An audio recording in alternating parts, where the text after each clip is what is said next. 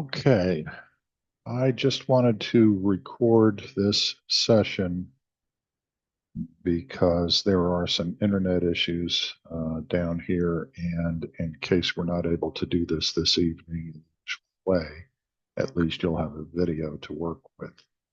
So let me bring up the share screen.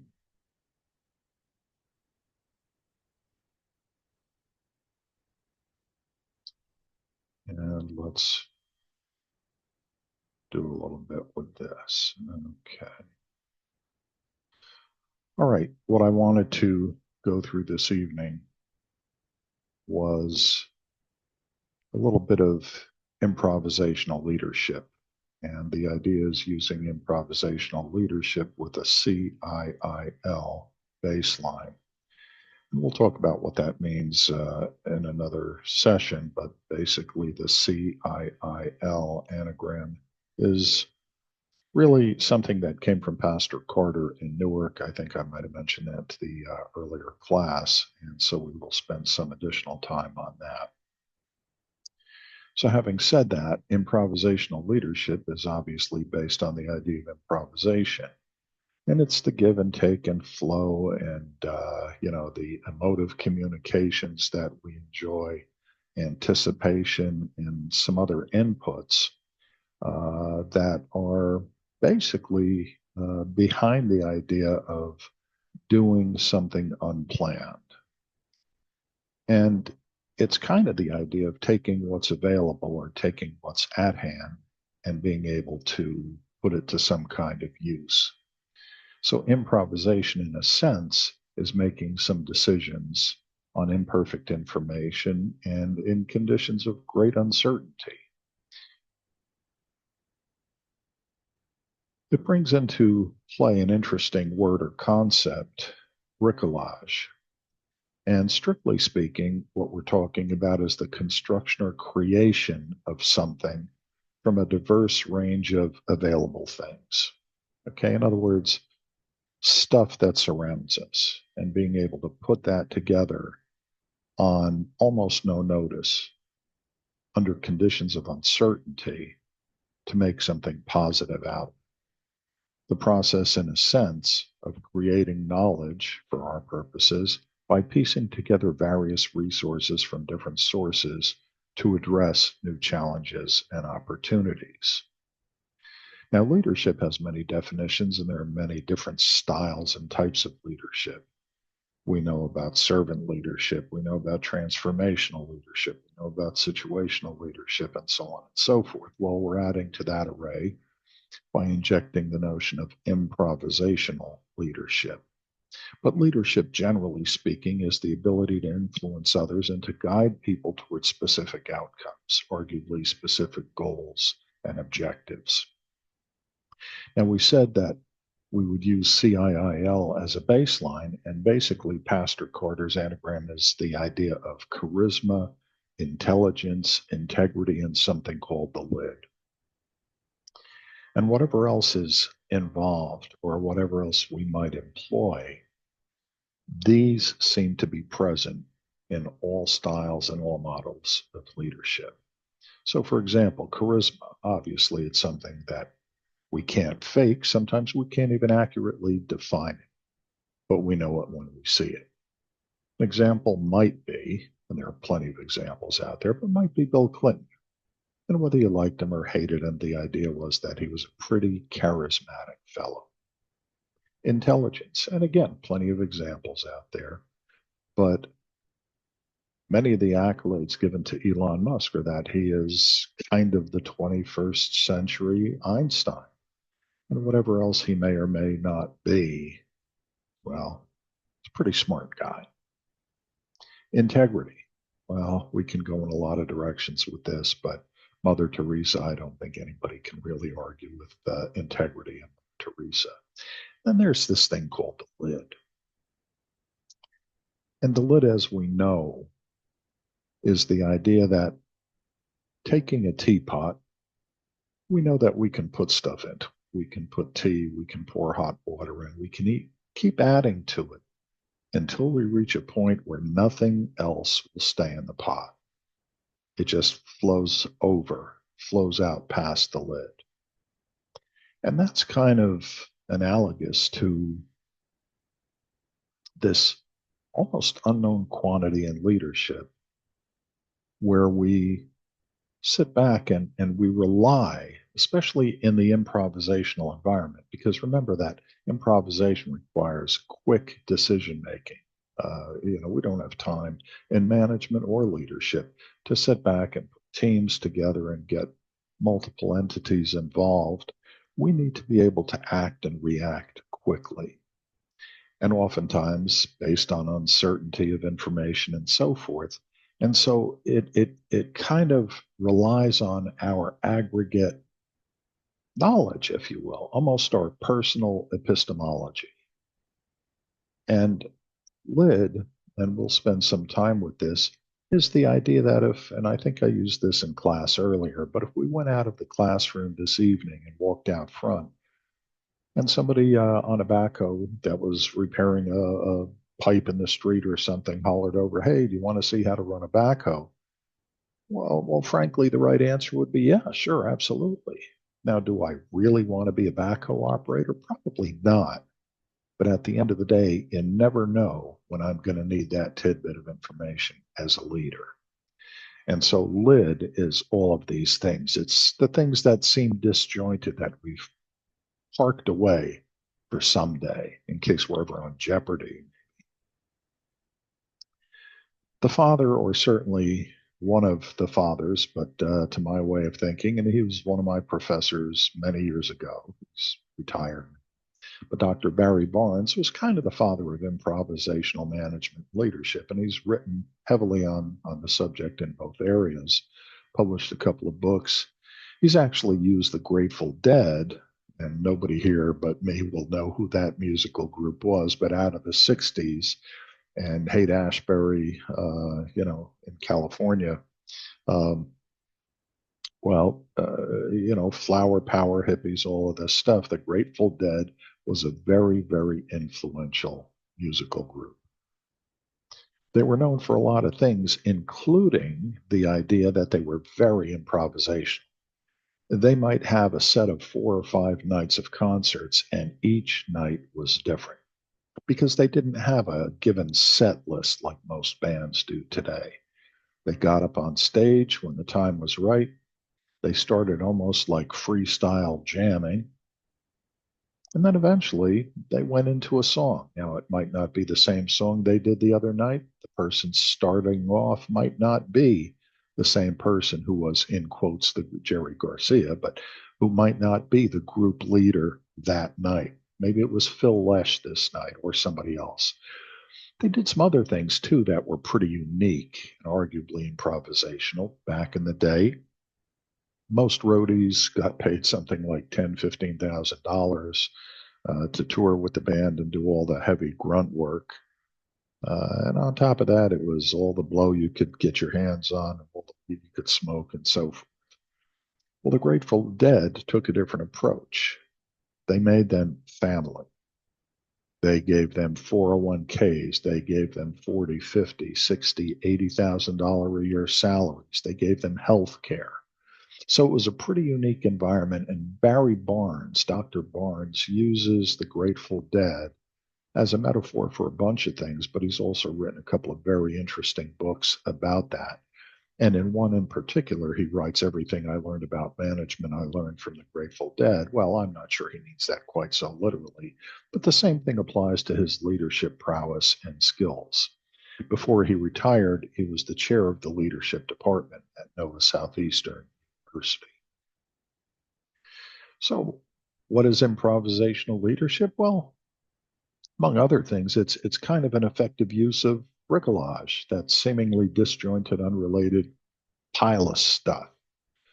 Most often, for our purposes, it involves money and time and specifications, which are typically operational issues, operational management issues. They're also leadership issues. Certainly, the environment, you know that I'm big on SAP ETOP, so the strategic advantage profile, if you will, of the organization at the time, what's being contemplated, environmental threats and opportunities, the world in which we live, because leadership is not blind of everything that surrounds us. And then there is that Michael Porter element of chance that we have to look to. And all of these things go into the idea of improvisational leadership decision making. Now, because it's improvisational, meaning that it's largely unchecked, just like in a management environment, well, there's the potential for rogue decision making. We look at some leaders, and back in the day, and this name probably mean nothing to you, but there was Jim Jones of Jonestown, and when different entities were after his butt, I think it was in Guatemala that he set up camp. I could be wrong about that, but basically, he, being a leader, being able to inspire people, etc., basically convinced his following to all commit mass suicide. Um, Strange, but obviously fairly effective. I prefer to use a recent example that's near and dear to all of us. And, it really surrounds the idea of our president here at the university. So, improvisational decision making allowed the former president, with the best of intentions, of course, to hyperextend the leverage of the university, creating programs and building dorms and, an art center that was going to be linked to the Joffrey Ballet and a satellite school, the School of Business, on a really bulletproof, unbreakable 20-year lease. Now, in this example, there was also very little governance, which in this case is the Board of Trustees oversight mechanism, and the alternatives created a very tenuous environment, ultimately resolved through the actions of a new C suite. C suite to mean CEO, CFO, COO, CIO, you get the idea. So, rogue actions led to, among other things, a credit downgrade by the Fitch agency.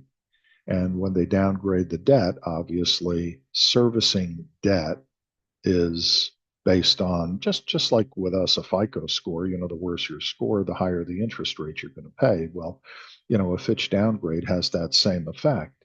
And because of the financial exigency of the time, it was necessary at different points to pre-refund different issuances of different series, if you will, of debt.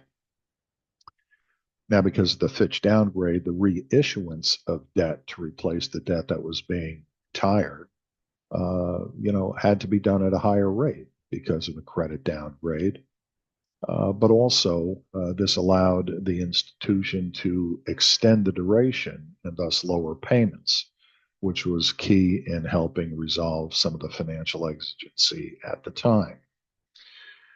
Along with this, it led us to this, if you want to refer to it this way, but as a forced merger with another financially more stable institution, in this instance, Kean University. And JCU, I think at a high point, had about 9,500 students. Kean was floating at about 16,000. We dropped down to about 6,500, 6,000, somewhere in that neighborhood. And so this merger will have a positive impact on both institutions. And certainly all the students win in this environment.